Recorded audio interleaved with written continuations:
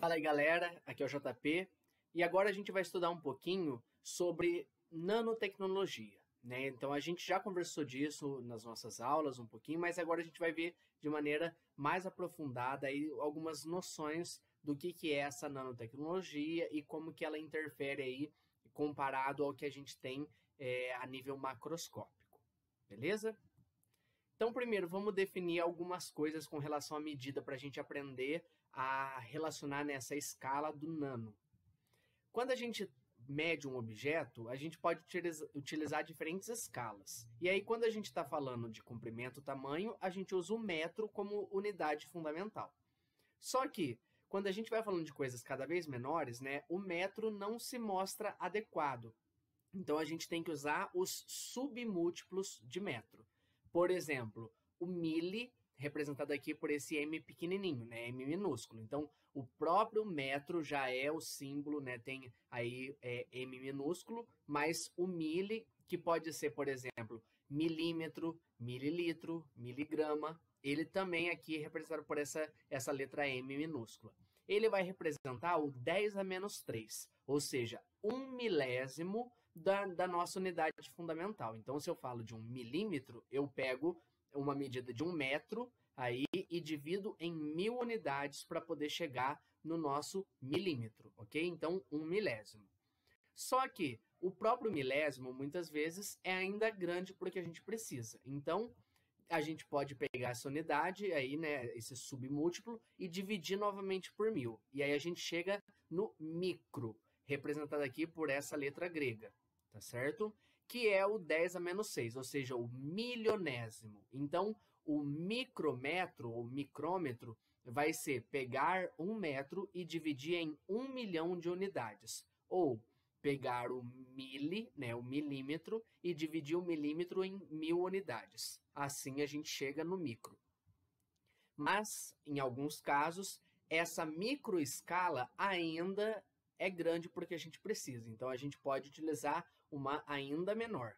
No caso, dividindo novamente por 1000, a gente chega no nano, representado aqui pelo N minúsculo. Então, o nanômetro, ou nanômetro, é o 10 a menos 9, ou seja, 1 bilionésimo de metro, ok? Coloquei aqui como casas decimais, mas é muito bacana que você saiba usar potência aqui de base 10, porque é mais prático na hora de fazer os cálculos, tá bom? Então, ó, mili, 10 a menos 3, micro, 10 a menos 6, nano, 10 a menos 9. A gente tem ainda coisas menores que o nano, tá? Então, dependendo aí, a gente pode precisar ainda de múltiplos ainda menores que o nano, tá? Mas, porque a gente precisa aqui, entendendo a ideia de nanotecnologia, essa escala aqui já é suficiente. Quando a gente fala de escala, então a gente vai trabalhar aí com 3 escalas. A escala do macro, né, o macroscópico, que é aquilo que é perceptível a olho nu. Então, eu não preciso de nenhum instrumento, como um microscópio, para poder observar alguns objetos.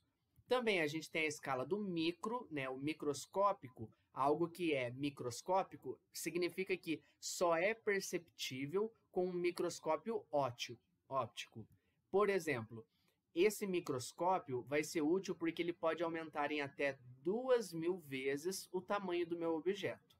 E, por fim, a gente tem a escala do nano, que só é perceptível quando eu utilizo um outro tipo de microscópio, um mais preciso, né, um que eu posso ter um alcance ainda maior, um microscópio eletrônico, que aí, por exemplo, temos um microscópio eletrônico de varredura, representado aqui pela sigla MEV, ok?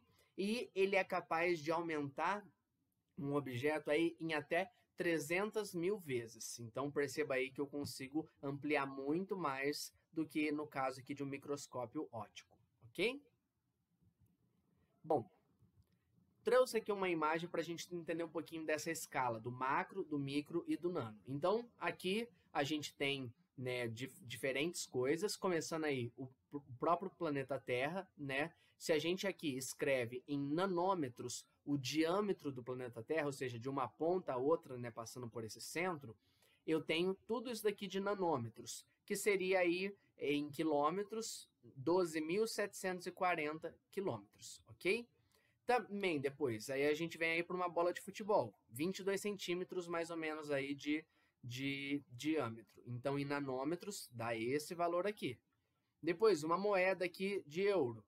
Temos aqui esse valor em nanômetro. Novamente, aqui, ó, centímetros. Perceba que esses 3 primeiros exemplos é uma escala macro, ou seja, a gente a olho nu consegue observá-los.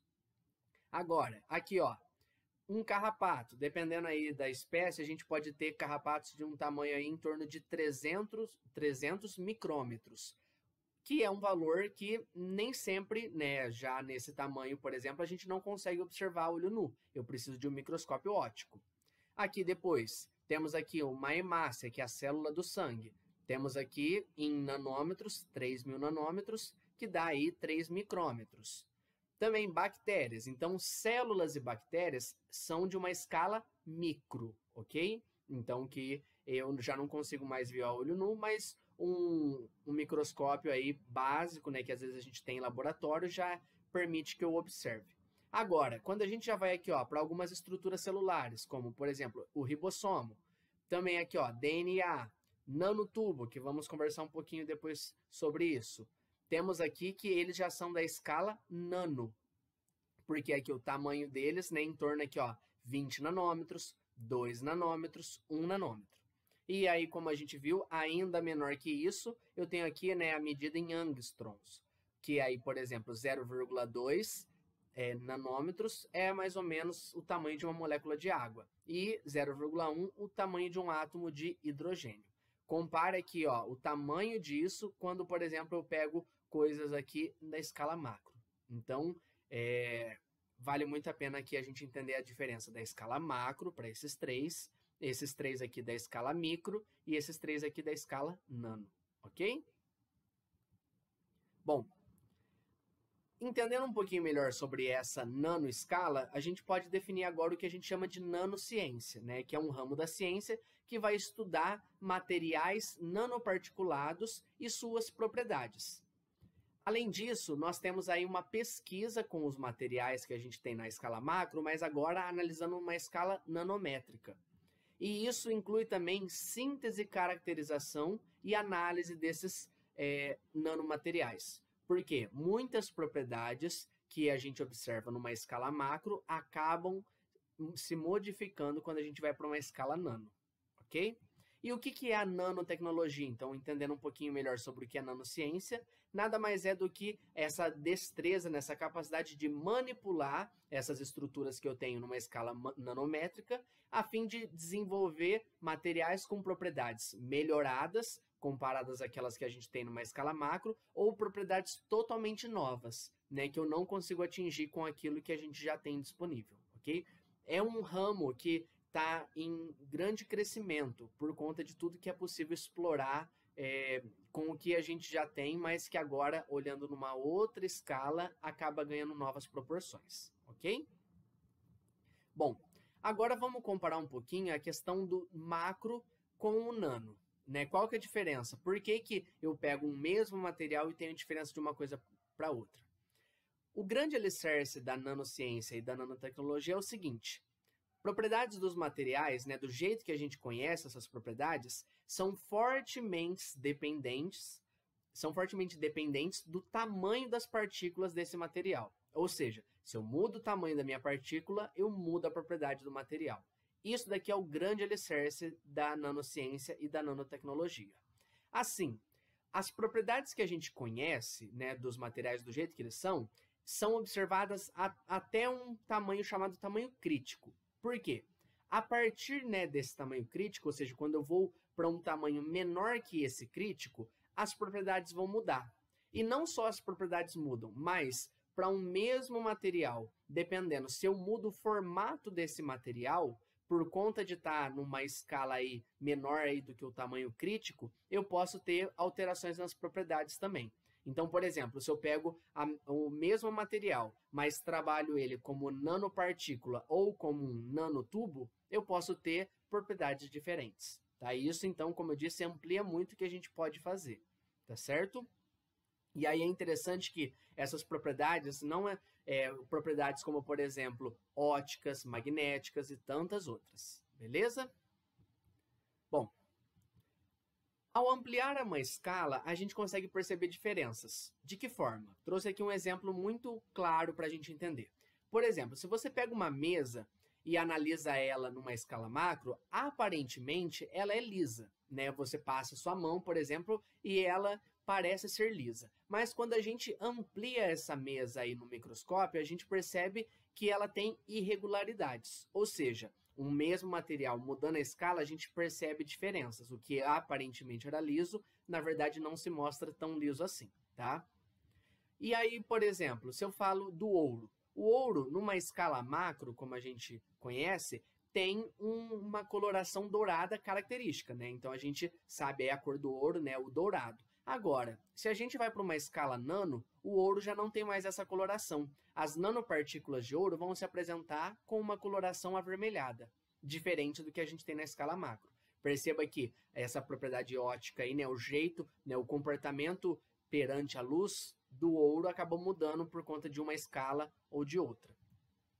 E é interessante porque na escala macro a gente tem os materiais obedecendo o que a gente chama das leis da física clássica. Já numa escala nano, temos os materiais obedecendo o que a gente chama das leis da física quântica, né? Então, por isso que a gente pode observar essas diferenças aí, já que o tamanho de um átomo e tudo mais acaba interferindo, coisas que no macro não interferiria, ok? Bom, outra mudança relevante ao adotar a nanoescala é a seguinte: a área superficial das nossas partículas, ou seja, a área, né, da superfície. De que forma? Por exemplo, se eu pego aqui um cubo, né, para poder analisar, esse aqui é o volume do cubo e em todos os casos eu tenho o mesmo volume, né? Aqui eles estão um pouquinho mais separados, por isso aparenta ser um pouquinho maior, mas na verdade em todos os casos eu tenho o mesmo volume. Se a gente pensar o seguinte, né, eu quero pintar por fora desse cubo. Quando eu tenho esse cubo aqui, né, maciço, uma única coisa, eu vou pintar aqui toda essa superfície, né, os 6 lados aqui, né, as 6 faces desse cubo. Agora, conforme eu vou dividir nesse cubo em cubos menores, né, o mesmo cubo, mas em cubos menores, a gente observa um aumento da área superficial, ou seja, eu vou gastar muito mais tinta para pintar esse segundo caso aqui do que esse primeiro. Depois eu vou aumentando ainda mais. Perceba que aqui, quando a gente chega lá na escala nanométrica, eu tenho uma área superficial extremamente maior do que aquela primeira que eu tinha. Okay? Então, essa daí é uma grande sacada no que a gente observa, né, da diferença do macro para o nano. Ok? Bom, ainda falando, né, sobre a nanotecnologia, um dos elementos mais representativos aí para todo esse desenvolvimento é o carbono. Vamos entender que com os nanomateriais, a gente pode ter diferentes formatos ou tipos de estruturas, né, formados a partir do que a gente tem, né, das nossas nanopartículas. Então, a gente pode montar aí nanobastões, nanoprismas, nanocubos, nanotubos, nanosferas. Para o caso do carbono em específico, vale a gente lembrar que ele possui diferentes alótropos. O que é alotropia? A gente já viu isso há um tempo atrás, quando a gente estava estudando um pouquinho do átomo, mas que vale a pena lembrar. Bom, duas substâncias são ditas alótropas quando elas são formadas pelo mesmo elemento químico. Então, por exemplo, aqui no carbono eu tenho as duas formadas apenas por carbono, tá? São substâncias simples, ou seja, não tem outro elemento, só carbono. Mas o que tem de diferença de uma na outra? O arranjo espacial ou a quantidade de átomos. E aí, isso faz com que eu tenha aí diferentes substâncias formadas a partir do mesmo elemento. Então, por exemplo, no caso aí do oxigênio, com o oxigênio eu posso formar o gás oxigênio ou gás ozônio. Os dois são feitos apenas de oxigênio, né? O2 e O3. Agora, no caso do carbono, os exemplos mais clássicos aí de alotropia, grafite e diamante, tá? Mas aí, no caso da nanotecnologia, tem alguns outros alótropos que vale a pena a gente conhecer. Quais são esses alótropos? Então, tá aqui, ó. Como eu disse, a gente tem, né, grafite e diamante. Então, aqui temos diferentes alótropos do carbono e aí aqui a legenda. Então, esse primeiro nós temos aqui a estrutura tridimensional de um diamante, né? E aqui ao lado o grafite. Perceba que esse conjunto aqui é o grafite, Mas cada uma dessas folhas, que é uma estrutura aí planar, é chamada de grafeno, ok? Então, o conjunto, grafite, cada folha, o grafeno. Esse grafeno também tem algumas aplicações muito interessantes na questão aí de nanotecnologia, ok?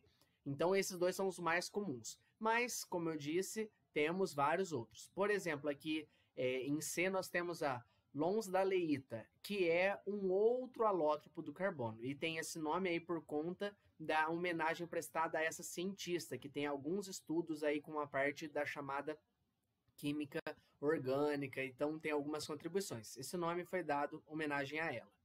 Depois aqui nós temos 3 estruturas do fulereno, né? O que é esse fulereno? É uma estrutura aí que remete um pouquinho à ideia de uma bola de futebol, né? Mas aqui a gente tem o fulereno 60, né? Com 60 átomos de carbono, aqui com 540 e aqui com 70. São diferentes quantidades, então todos são alótropos também. Depois aqui em G nós temos o carbono amorfo, ou seja, que não tem uma estrutura definida aí, igual esses que a gente viu anteriormente. E por fim aqui o nanotubo de carbono, que também, nesse caso aqui é de uma parede simples, mas tem de paredes múltiplas, enfim, tem também muitas aplicações dentro da nanotecnologia. Interessante porque quando a gente estuda, né, a gente acaba falando só de carbono, diamante, grafite, mas temos muitas outras formas aí de conhecer esse carbono. E principalmente, né, o diamante é uma das estruturas aí mais duras, né, que a gente tem na face da Terra. Agora, depois dele a gente consegue encontrar algo ainda mais duro, né? Por exemplo, a lonsdaleita, ok?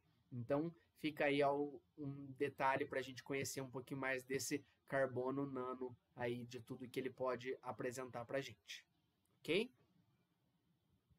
Falando ainda um pouquinho das aplicações, né, das diversas aplicações da nanotecnologia, uma coisa que é interessante antes de conhecer essas aplicações é o seguinte: essas nanopartículas já estão presentes na natureza, não é uma invenção humana.